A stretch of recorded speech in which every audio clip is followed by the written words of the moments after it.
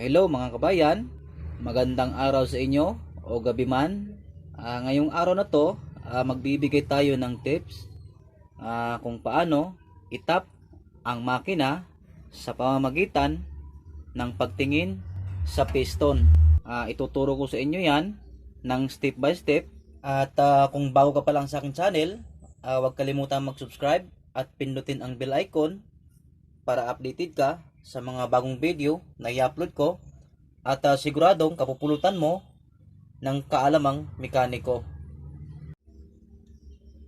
At doon naman sa nag-aabang sa part 2 ng aking video, pasensya na kayo at hindi ko pa magawa dahil magbabagong taon na. Marami ang nagpapagawa ng sasakyan dahil ginagamit sa mga okasyon at ayaw nilang abutan ng 2020 na may sira yung sasakyan nila. Shout out nga pala kay Jesus Batak. Panoorin mo lang ang video nito at kahit konti baka makatulong sa problema ng iyong makina. At Merry Christmas sa inyong lahat and advance Happy New Year sa lahat ng nanonood sa video kong ito. Ang petsa ngayon ay December 26, 2019. 4 na araw na lang at 2020 na. Okay. Simulan na natin sa makinang ito na matagal na naka-standby. So ito yung gagamitin natin para makapagbigay ng tips kung paano i-timing or hanapin ang kanyang timing sa pamamagitan ng pagtap sa piston nito. So dito tayo kukuha ng base. Tatanggalin natin ang glue plug ito at kukuha tayo ng rod. Gaya nito, welding rod, nilinisan ko lang. Itutusok natin dito sa butas at dito tayo magbabase kung nakatap na ba ng sakto ang ating piston. Sa 4H kasi, lahat ng 4H napakasilan ng timing nito. Minsan mahirap ibalik sa saktong timing dahil wala kasi ang timing gear dito o timing belt sa harap. So napakahirap hanapin ang kanyang timing. Ang timing gear nito is nasa likod lahat. So kapag ikaw ay nag-assemble ng ganitong makina, doon mo makikita sa may bell housing. So tatanggalin mo pa ang transmission at tatanggalin mo pa ang bell housing para makita ang mga gear. Doon may mga number doon sa may gear na yon sa likod. So ang mga 4H kasi minsan yung pulley hindi ka makapagbase dito kasi may ibang makina na 4H na hindi natugma yung timing mark sa pulley at saka timing mark dito sa makina. Okay, itap na natin ang ating piston. Okay, ang gagawin ninyo ay hahawak kayo dito habang ito andito. Itong dulo ng daliri nyo hawak nyo dito sa may injector. So kahit saan kayo hahawak, basta may nahawakan kayong naka-steady.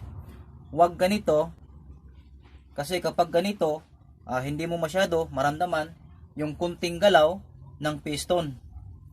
So kapag ganito dito kayo nakahawak, mararamdaman nyo kahit kunti ang paggalaw ng piston. So ganyan. Sa pag-ikot, dito nyo iikutin sa crankshaft pulley or sa crankshaft ang makina para matansya nyo kung saan ang kanyang zero. So ganito, una i-clockwise natin. Ayun. Kunting galaw lang, naramdaman ko nang bumaba ang piston. So ibalik natin ng konti.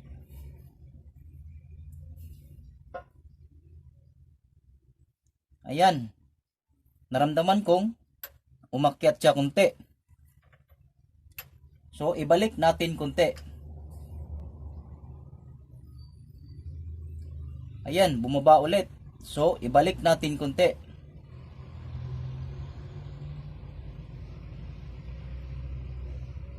Ayan. Kunti pa, kunti pa. Kunti pa. Ngayon, sakto na siya. Kapag tinulak ko dito, bumababa. Kapag hinila ko naman dito, tumataas. So, nilagay ko siya sa gitna. So, halimbawa, ganito. So, tinulak ko dito, gumalaw konti, pababa. So, hinila ko dito, gumalaw konti, pataas. So, tansahin natin, mailagay natin sa gitna para maging sakto sa 0. So, paalala, kailangan ang ilalagay nyo ditong rod, kailangan hindi maiksi, mahaba. Dahil kapag maiksi at tinusok nyo dito at nahulog sa ilalim, baka mapapa-overhaul pa kayo kapag nalaglag ito sa loob ng piston. Pangalawa, kapag nasa ilalim ang piston, so wag nyo munang hayaang nakalagay yan dito na iniikot nyo yung crankshaft dahil baka maipit itong rod. So kailangan habang papaakyat ang piston at mararamdaman yung tinutulak yung ating rod, hugutin nyo rin paminsan-minsan para maluwag ang ating rod. Okay, tingnan natin ang camshaft gear kung nasa tamang marking ba, at silipin din natin ang marking ng injection pump kung nasa tamang marking din ba. So buksan natin dahil ito ay hindi naman nakabolt.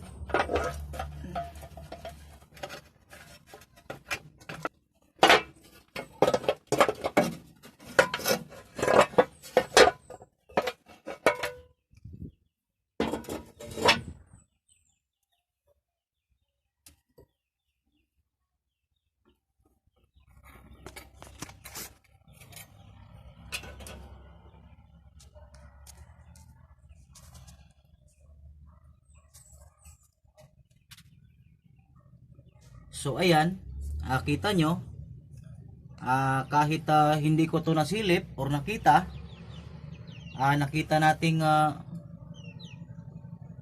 nasa tamang timing siya. So ngayon, tingnan natin ang injection pump kung nasa saktong timing mark.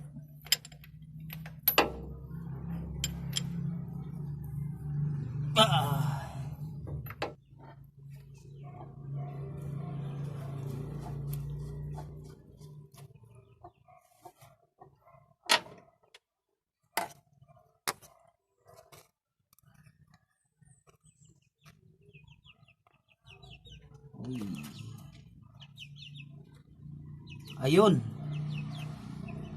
tamang-tama ang pagkakasiting natin sa crankshaft. So paalala, kapag ginawa nyo yun, nilagyan nyo ito ng rod, tapos nakatap na, at kapag tiningnan nyo dito at wala yung marking, at sinilip nyo ang marking ng injection pump, wala din, ibig sabihin nun ay nakatap yung piston number 4. So ito yung nakatap, hindi ang piston number 1.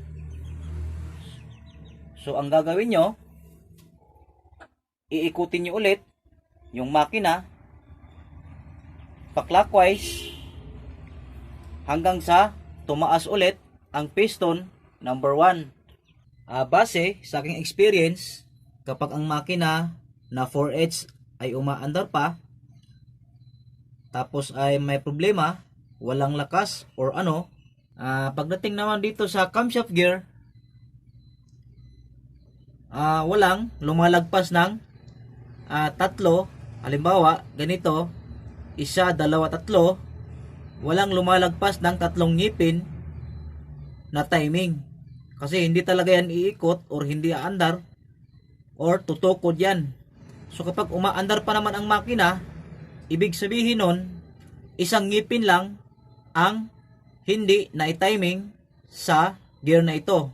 Pwedeng lumagpas ng isang ngipin pataas, pwedeng lumagpas ng isang ngipin pababa. So yun, may posibleng aandar pa yun. Pero, yun nga, walang lakas. So para masigurado na nasa tamang timing itong camshaft natin, dapat pinong-pinong tansyahan, nasa saktong 0 siya sa pagpihit mo sa camshaft na yon. Para pagdating dito, kung naitapat mo na siya sa saktong 0 at tiningnan mo to, itong white ay malayo, nasa taas o nasa baba, pwede mo siyang ilagay dito sa sentro. Dahil sigurado ka na sa iyong top. Pero kailangan, bago mo to galawin, halimbawa, ito ay nakatap na at nakita mo to, kailangan tingnan mo rin ang injection pump kung nasa saktong timing. Sa injection pump naman, kapag umaandar pa ang makina, hindi yan tatalo ng tatlong ngipin or dalawa. So posible kung isang ngipin lang ang diferensya, pwede pang umandar. So dito naman, sa palagay nyo sakto na yung pagkakatansya nyo, sa piston nakatap na siya, silipin nyo ito, at kapag nakita nyong malayo, so baklasin nyo to at itapat dito. So kapag nakatapat na yan, wala na kayong problema sa timing ng crankshaft at timing ng camshaft. So ang titingnan nyo naman ay yung timing ng injection pump, kung nasa saktong timing ba siya. So ganun lang ang paghanap sa timing ng lahat ng 4H. 4H G1 ba yan? 4H F1, 4H F2. So ganun yon. Ang importante, marunong tayong magtansya dito sa butas na to. So sana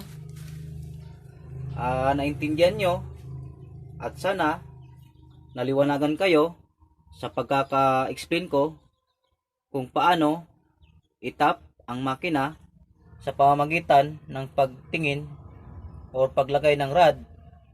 Okay. Paalala, para iwas damage tayo kapag nire-reset natin itong camshaft, huwag tayong gagamit ng starter. Dapat ikutin muna natin gamit ang ating tools. So dito tayo iikot sa crankshaft. Okay mga kabayan, dito nagtatapos. At kung bago ka pa lang sa aking channel, huwag kalimutang mag-subscribe at pindutin ang bell icon para updated ka sa mga bagong video na i-upload ko. So sa may gustong itanong tungkol sa pag-timing, huwag kayong mahiyang mag-comment sa baba. At doon naman sa nagko-comment na hindi ko na re-replyan, so pasensya na kayo dahil minsan nabibisi tayo sa trabaho. So may oras din na makaka-reply ako. So bye bye.